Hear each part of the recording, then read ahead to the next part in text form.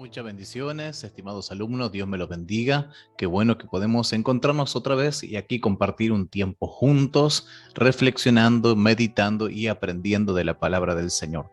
Bueno, vamos a orar, vamos a tomar un tiempo de oración y vamos a continuar con esta serie que ya comenzamos, en donde estamos hablando sobre la resurrección y la ascensión de nuestro Señor Jesucristo.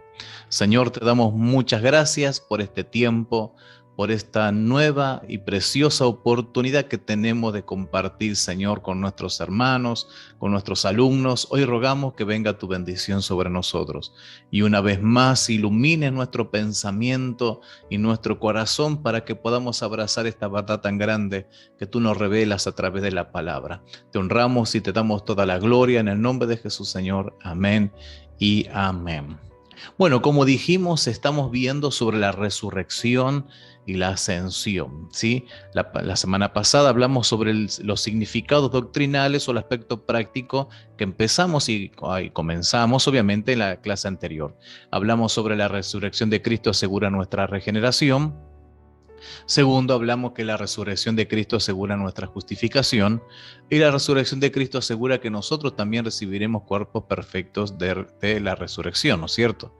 Entonces, teniendo a esto algunos aspectos prácticos en donde nosotros sabemos que nuestra victoria está en la cruz, en donde tenemos obviamente seremos nosotros, somos perdonados completamente. Y tercero, en donde nosotros tenemos la esperanza de que así como Cristo fue resucitado, seremos resucitados nosotros. Ahora vamos a ver también algunas motivaciones que esto nos da y que tienen una implicancia para nuestra obediencia a Dios en lo que se refiere a la resurrección de nuestro Señor Jesucristo. Primero, nos motiva a continuar firmes en la obra del Señor. Segundo, nos motiva a que en los momentos de luchas a poner nuestros ojos en la recompensa. Y tercero, nos da a nosotros la motivación para no ceder ante el pecado. Ya parte de esto lo estuvimos hablando en las lecciones anteriores, pero queremos afirmar estas verdades en nosotros en esta hora. Ahora nosotros obviamente dimos una larga lista de versículos y reflexionamos sobre la importancia de la resurrección, y el apóstol Pablo anima a sus lectores diciendo lo siguiente en 1 Corintios capítulo 15 versículo 5 en adelante. Dice así: por lo tanto, mis queridos hermanos, manténganse firmes e inconmovibles, progresando siempre en la obra del Señor, conscientes de que la obra del Señor no es en vano. Entonces, ¿por qué lo hacemos esto? Es porque Cristo resucitó de entre los muertos y nosotros también seremos obviamente resucitados, que nos sentimos animados y nos da ánimo para que continuemos firmes en la obra del Señor, ¿no? Tal vez alguno, inclusive de lo que estamos aquí estudiando, estuvo un momento de duda. Esto le tiene que dar ánimo para continuar, para seguir predicando, para seguir enseñando. Esto es debido a que lo que hacemos para llegar a las personas, llevar a las personas al reino de Dios, es porque nosotros hemos sido resucitados, ¿sí? Porque nosotros sabemos que viviremos por siempre para Él y tenemos ánimo también para compartir estas verdades, obviamente primeramente a nuestros seres queridos, pero también a aquellas personas que están alrededor nuestro. Segundo, el apóstol Pablo nos anima que cuando pensemos en la resurrección, nos enfoquemos en la recompensa futura que vamos a tener en el cielo como nuestra meta, ¿sí? Entonces él ve la resurrección como esta motivación que nos da la fuerza para que podamos enfrentar las luchas con valentía y con esperanza, ¿sí? Entonces, la esperanza que tenemos en Cristo, si la esperanza que tenemos en el Señor fuese solamente para este tiempo, esto nos haría desdichados, ¿sí? Pero ahora nosotros sabemos y vemos que Cristo ha resucitado y tenemos la esperanza que nosotros seremos resucitados con Él, entonces también podemos esperar esta recompensa. Por esto, en los momentos difíciles ponemos nuestros ojos en el cielo y no en la batalla. Dice 1 Corintios 3, versículo 1, dice, y que han resucitado con Cristo, busquen las cosas de arriba. Ya que han resucitado con Cristo, busquen las cosas de arriba, donde está Cristo sentado a la derecha de Dios. Concéntrense en su atención en las cosas de arriba, no en las de la tierra, pues ustedes han muerto y sus vidas están escondidas con Cristo en Dios cuando Cristo, que es la vida de ustedes, se manifieste, entonces también nosotros seremos manifestados con Él en gloria. Ahora, una tercera aplicación práctica de la resurrección, obviamente, como mencionamos anteriormente, tiene que ver con esta fortaleza o esta determinación de no ceder al pecado en nuestras propias vidas, ¿sí? El mismo apóstol Pablo nos dice a nosotros que tenemos que considerarnos como muertos para el pecado, pero vivos en Cristo Jesús, en virtud de la resurrección de Cristo y el poder de la resurrección que opera en nosotros, dice Romanos 6, capítulo 11. Y sigue inmediatamente diciendo, por lo tanto, no permitan ustedes que el pecado reine en su cuerpo mortal y no ofrezcan sus miembros de su cuerpo al pecado, dice Romanos 6, 12 al 13. Entonces Pablo usa el hecho de que contamos con este nuevo poder de la resurrección, ¿sí? Para contrarrestar el dominio del pecado de nuestra vida, es entonces un buen motivo para que pongamos nuestra confianza y nos esforcemos, o mejor dicho, nos determinemos a no volver al pecado, a no volver atrás. Así que bueno, aquí encontramos tres motivaciones bien claras y específicas. Dijimos la motivación de continuar firmes en la obra del Señor. Segundo, en los momentos de lucha de poner nuestros ojos en la recompensa. Y tercero, a no ceder más en nuestra vida al pecado. Ahora vamos a ver un aspecto que tiene que ver también con la resurrección, que obviamente, es decir, una vez que resucitó nuestro Señor Jesucristo, ¿qué hizo nuestro Señor? Nuestro Señor ascendió, es decir, fue al cielo, ¿sí?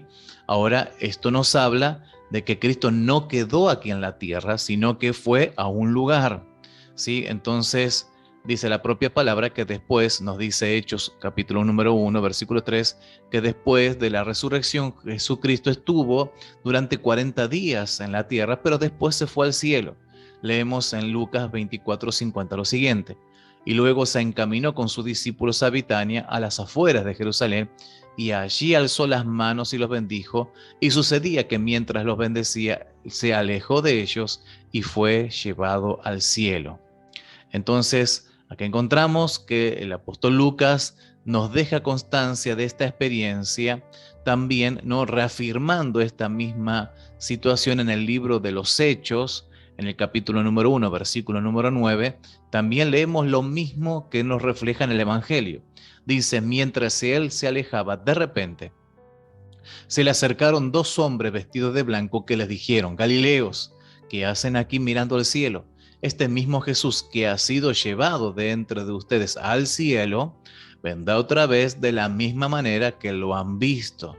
Entonces, estos pasajes, como otros obviamente de los evangelios, nos muestran, nos describen un suceso que tiene la clara intención de demostrar, ¿no? Obviamente, primeramente a sus discípulos y también a nosotros, de que Jesús fue a un lugar, la palabra misma llama, en el cielo. Entonces, Él no desapareció repentinamente de en medio de ellos, de tal manera que nunca más lo volvieron a ver, sino que ascendió gradualmente mientras que ellos estaban mirando entonces en una nube, al parecer una nube de gloria, lo ocultó al Señor Jesucristo de su vista. Pero aquí vemos que los ángeles inmediatamente dijeron que él volvería en la misma manera que se había ido al cielo. Entonces el hecho de que Jesús tuviera un cuerpo de resurrección que estaba sujeto, acuérdese que mientras que él estaba en su cuerpo físico estaba limitado en esta cuestión, en su parte humana, al espacio y al tiempo, significa que el Señor no está en todos lados físicamente, sino que físicamente fue llevado a un lugar, ¿no? Ascendió al cielo. Entonces, Aquí esto es importante para nuestra comprensión de lo que vamos a vivir nosotros un día cuando estemos con Él. Tenemos que tener en claro que el cielo es real, el cielo es un lugar, ¿sí? Entonces Jesús ascendió a un lugar definido, a una parte en el universo, como cuando nosotros hablamos, ¿se acuerdan que el Señor, nuestro Dios, creó el cielo en un lugar en el espacio y en el tiempo? Entonces, hay que reconocer que no podemos ver ahora dónde está, debido a que obviamente nuestros ojos no son capaces de ver ese mundo espiritual que es invisible, pero que existe a nuestro alrededor. Por ejemplo, nosotros hoy podemos afirmar que hay ángeles a nuestro alrededor, ¿sí? Como nosotros ya aprendimos cuando hablamos de la creación de los ángeles. Pero nosotros no podemos verlo, obviamente. ¿Por qué no? Porque nuestros ojos no tienen esa capacidad. Esto es lo mismo que le pasó al siervo de Eliseo. Si ustedes recuerdan, la palabra dice que Eliseo estaba rodeado de un ejército de ángeles, carros de fuego, y esto era obviamente para su protección de los asirios en Dotán, pero el siervo de Eliseo no pudo ver los ángeles hasta que Dios le abrió los ojos a fin de que pudiera ver las cosas que existían, pero obviamente existían desde una dimensión espiritual. Esto está escrito en Segunda de Reyes, capítulo 6, versículo 17. De la misma manera, Esteban, este mártir, el primer mártir de la iglesia que encontramos en el libro de los Hechos, capítulo 7, nos dice la palabra que aun cuando él estaba muriendo, Dios le dio la capacidad, la habilidad de ver el mundo, ese mundo espiritual que estaba oculto a los ojos de las demás personas, y pudo ver a Jesús que estaba sentado a la diestra de Dios. Y dice la palabra que él fijó la mirada en el cielo y vio la gloria de Dios y a Jesús de pie a la derecha de Dios. Y él dijo: veo al cielo abierto, exclamó, y al Hijo del Hombre de pie a la derecha de Dios. Esto lo podemos leer en el libro de los Hechos, capítulo 7, versículos 55 y 56. Ahora, y el mismo Cristo dijo, no está en Juan capítulo 14, versículo 2, dice: en el lugar de mi Padre hay muchas viviendas, hay muchas moradas. Si no fuese así, yo se lo habría dicho a ustedes. Dice la palabra que él dijo: voy a prepararles un lugar, y si me voy y si lo preparo, vendré para llevármelos conmigo, así ustedes estarán donde yo estoy. Entonces podemos ver claramente que nosotros no podemos decir con exactitud dónde está el cielo, ¿no? Pero sí las escrituras hablan de personas como Cristo en este caso, que han ascendido al cielo como Jesús lo hizo, como el caso, por ejemplo, de Elías, ¿sí? O también podemos ver en la visión que tuvo Jacob en Génesis capítulo 28, versículo 12, ¿se acuerdan que podemos ver esa escalera donde había ángeles que subían y bajaban a ese lugar, ¿no? del cielo? Entonces, de manera que tenemos justificación y argumentos suficientes para que el cielo, y podemos pensar que el cielo es un lugar, una parte, por decirlo así, entre comillas, arriba de la tierra. Y lo dijimos entre comillas porque sabemos obviamente que la tierra es redonda, que gira sobre sí mismo, de modo que obviamente no entendemos, no tenemos todavía una precisión de dónde está el cielo. La escritura no lo dice, pero se hace hincapié repetidas veces en el hecho de que Jesús fue al cielo, a alguna parte, como lo hizo Elías en 2 de Reyes 2, capítulo 11, ¿sí? Y donde se encuentra la nueva Jerusalén que descenderá del cielo de Dios, como dice Apocalipsis capítulo 21, versículo 2. Entonces, todo esto parece indicar claramente que hay una localización clara del cielo en el universo, en el espacio y el tiempo, ¿sí? Obviamente, hablar de esto para las personas que no creen en Dios le parece una locura, se burlan de la idea. Y tenemos, por ejemplo, lo que pasó con el astronauta ruso, que cuando regresó de su viaje al espacio, él declaró que no había visto a Dios ni al cielo en ninguna parte, ¿sí? Obviamente, nosotros hoy, desde la perspectiva de la fe, entendemos que simplemente hablaba de su ignorancia, de su ceguera, ¿sí? de la ceguera al mundo espiritual que es invisible para, no obviamente, para los hombres, ¿sí? Entonces, pero esto no indica que el cielo no exista en algún lugar. Entonces, de hecho, entonces podemos decir que la ascensión de Jesús al cielo tiene el propósito de enseñarnos que el cielo existe en alguna parte del universo, en el espacio y el tiempo. Repito nuevamente esto. Entonces, la ascensión de Jesús al cielo tiene el propósito de enseñarnos que el cielo existe en alguna parte en el universo, para decirlo de esta manera, en el espacio y el tiempo. Ahora vamos a tocar otro aspecto que tiene que ver con, obviamente, con la resurrección. Porque cuando Cristo resucitó, recibió como Dios hombre una gloria y honra que no había tenido antes, ¿sí? Entonces, cuando Jesús ascendió al cielo, recibió, como dijimos, gloria, honor y una autoridad que nunca había tenido, ¿no? Hasta este momento. Antes de morir, el mismo Jesús oró diciendo: y ahora, Padre, glorifícame en tu presencia con la gloria que tuve contigo antes de que el mundo existiese, dice Juan 17:5. En el sermón de Pentecostés, sí, el apóstol Pablo dijo que Jesús fue exaltado con el poder de Dios, dice Hechos 2:33. Y el apóstol Pablo declaró que Dios lo exaltó hasta lo sumo. Lo leemos en Filipenses 2:9.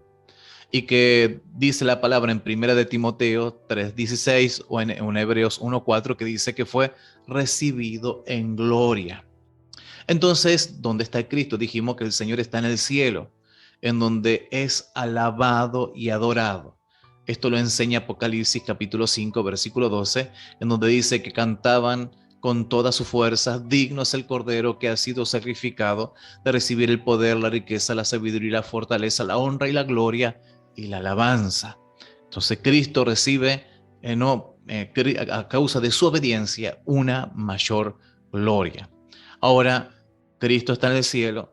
Cristo obviamente ha recibido la gloria, pero en tercero, Cristo también dice la palabra que está en el cielo, no en cualquier lugar, sino que está sentado a la mano derecha de Dios. Entonces, un aspecto específico de la ascensión de Cristo al cielo y de recibir honra fue el hecho de que se sentó, como dijimos recién, a la diestra, es decir, a la derecha de Dios.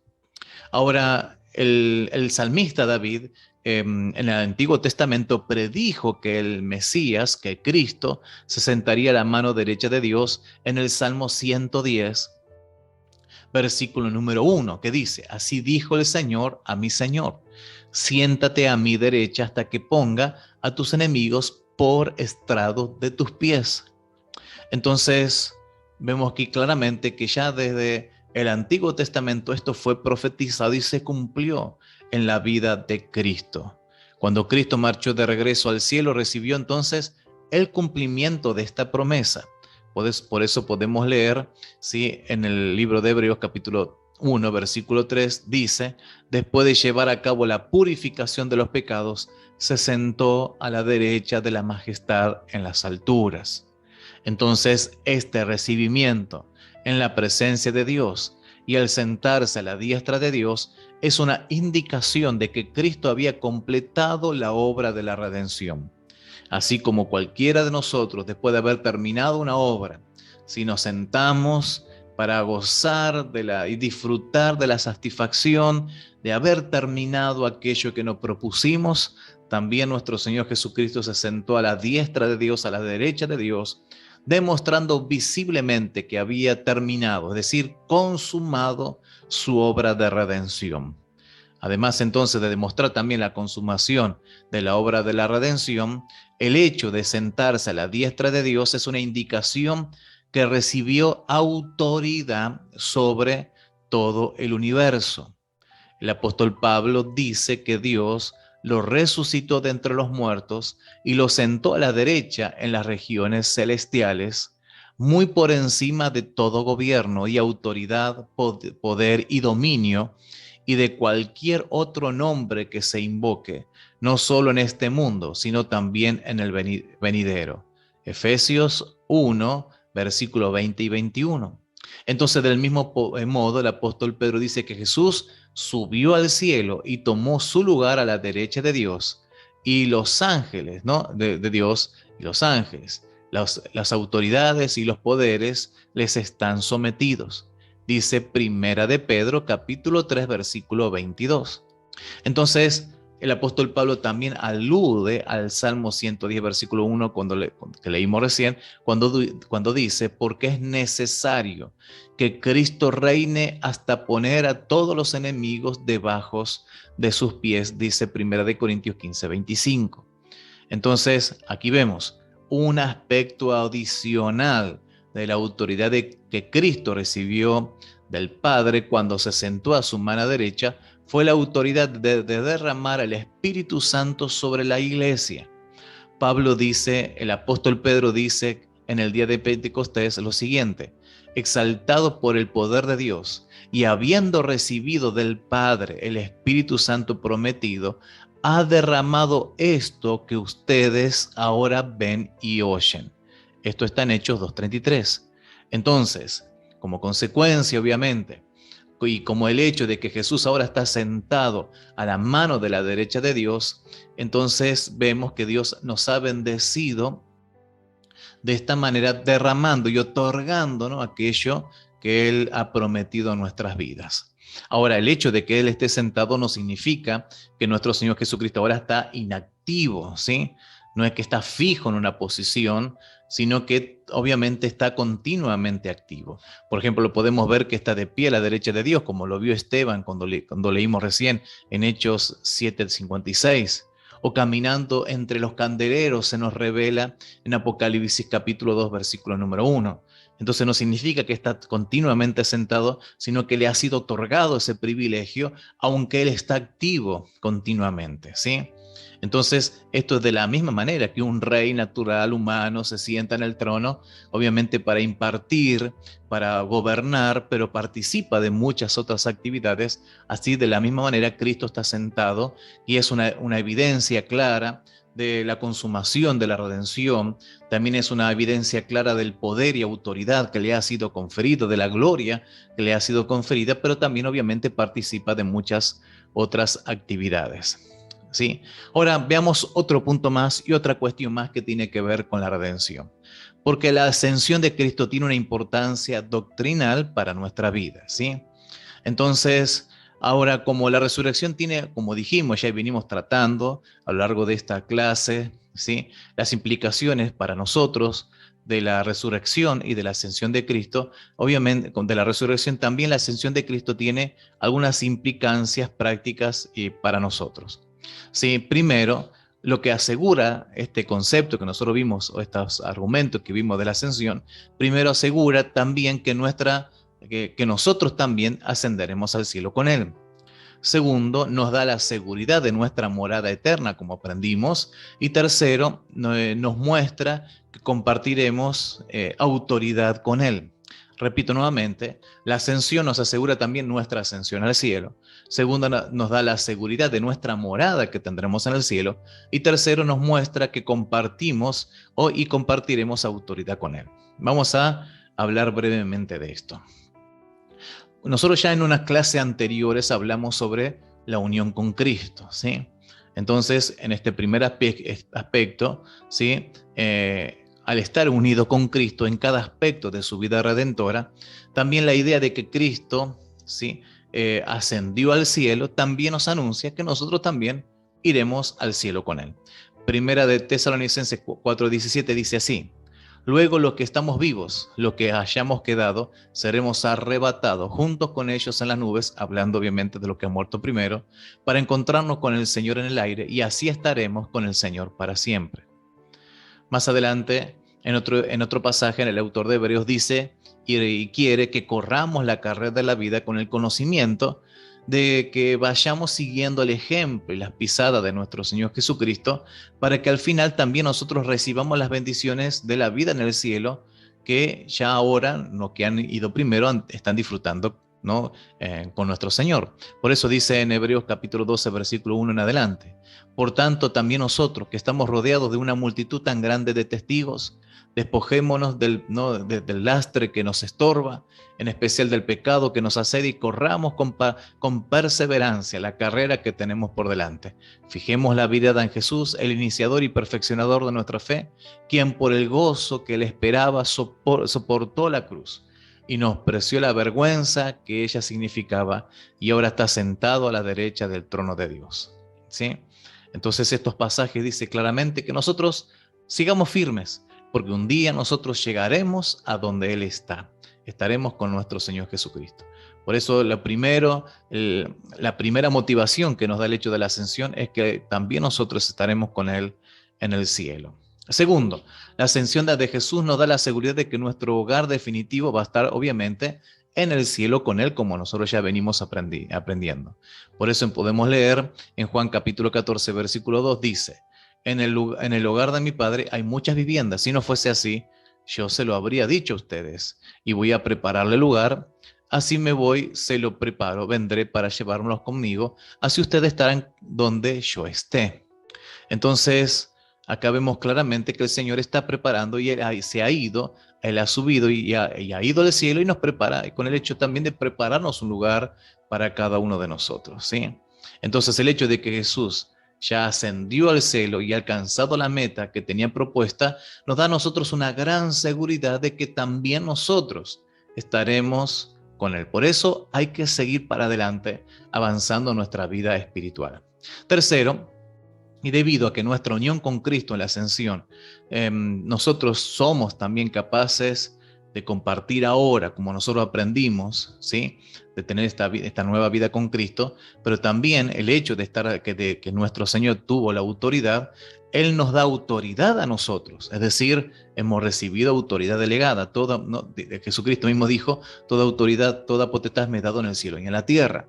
Por eso esa autoridad también ha sido impartida sobre nosotros, pero también nos da la seguridad de que nosotros un día compartiremos esa autoridad también en el cielo, ¿sí? El apóstol Pablo indica que en unión con Cristo Jesús, Dios nos resucitó y nos hizo sentar con Él en lugares celestiales. Dice Efesios capítulo 2, versículo 6. Entonces, obviamente, nosotros no estamos en este momento en el cielo, sí estamos presentes aquí en la tierra, pero esto no significa que nosotros no hayamos recibido autoridad de parte de Dios, porque ya sabemos que Él nos ha dado autoridad para luchar contra las fuerzas espirituales de maldad en este mundo, ¿no? Como dice Efesios capítulo 6, versículo 22, o luchar contra el enemigo para derribar esas fortalezas, como nos dice 2 de Corintios capítulo 10, versículo 4. Pero también nos está hablando de que nosotros, ¿sí? En el cielo también tendremos una autoridad que recibiremos de parte de Dios. Y esto lo revela en algunos pasajes, como por ejemplo, 1 de Corintios capítulo 6, versículo 3 dice: ¿no saben que aún a los ángeles los juzgaremos? Fíjense qué interesante, ¿sí? Además participaremos nosotros en la autoridad de Cristo sobre la creación, dice Hebreos capítulo 2, versículo 5. Jesús también promete, y dice Apocalipsis 2, versículo 26 en adelante: al que salga vencedor y cumpla mi voluntad hasta el fin, le daré autoridad sobre las naciones, así como ya lo he recibido de mi Padre, y él las gobernará con puño de hierro y las hará pedazos como vasija de barro. También promete en Apocalipsis 3:21: al que salga vencedor le daré el derecho de sentarse conmigo en mi trono, como yo también vencí y me sentí en el trono que mi Padre me concedió. Entonces estas promesas son asombrosas para nuestra futura vida, ya desde aquí en la tierra, pero también cuando estemos con Cristo. Estas son promesas impresionantes que nosotros tenemos. Por eso hoy podemos declarar que tenemos autoridad en el nombre de Jesús. Que a nosotros, que en Cristo hemos recibido la gracia de esta nueva vida, esta gracia de estar unidos con Él, hoy podemos declarar que tenemos esta autoridad. ¿Por qué podemos recibir esta autoridad? Porque Cristo ha recibido todo dominio, poder y autoridad. Ahora, por último, vamos a mencionar simplemente una cuestión de mención que tiene que ver con la terminología, obviamente, de la doctrina, de la teología en sí, tiene que ver con la mención de los estados de Cristo, ¿sí? Entonces, al hablar de la vida, muerte y resurrección de Cristo, los teólogos han hablado a veces acerca de los estados de Cristo, ¿sí? Entonces, mediante esta expresión se refiere a las diferentes relaciones que Jesús tuvo con la ley de Dios para la humanidad y la posesión de autoridad y recibir honra y gloria para sí mismo. Y se distinguen dos estados, la humillación y la exaltación. Vamos a repetir nuevamente todo esto, ¿sí? Al hablar de la vida, muerte y resurrección de Cristo, los teólogos han hablado a veces acerca de los estados de Cristo. Mediante esta expresión se refieren a las diferentes relaciones que Jesús tuvo con la ley de Dios para la humanidad y la posesión de autoridad y a recibir honra y gloria para sí. Entonces se distinguen dos estados, la humillación y exaltación. Esto es sencillo, ¿no? ¿Cuáles son los dos estados? La humillación y la exaltación. Entonces, de manera que la doctrina, ¿sí?, del estado doble de Cristo es la enseñanza de que Cristo experimentó primero un estado de humillación, pero después un estado de exaltación. Dentro del estado de la humillación de Cristo se incluye, ¿qué cosa? La encarnación, sufrimiento, muerte y sepultura. Repetimos esto. ¿Qué encontramos dentro de la humillación? Se encuentra la encarnación, sufrimiento, muerte y sepultura. Pero en la exaltación de Cristo también hay otros aspectos, que son su resurrección, la ascensión al cielo, sentarse a la diestra de Dios y su regreso en poder y gloria. Entonces, en la exaltación de Cristo encontramos cuatro aspectos: su resurrección, ascensión al cielo, el sentarse a la diestra de Dios y su regreso en poder de gloria. Esto es lo que se conoce como los estados de Cristo. Así que con esta definición cerramos esta parte que tiene que ver con la resurrección y la ascensión de Cristo.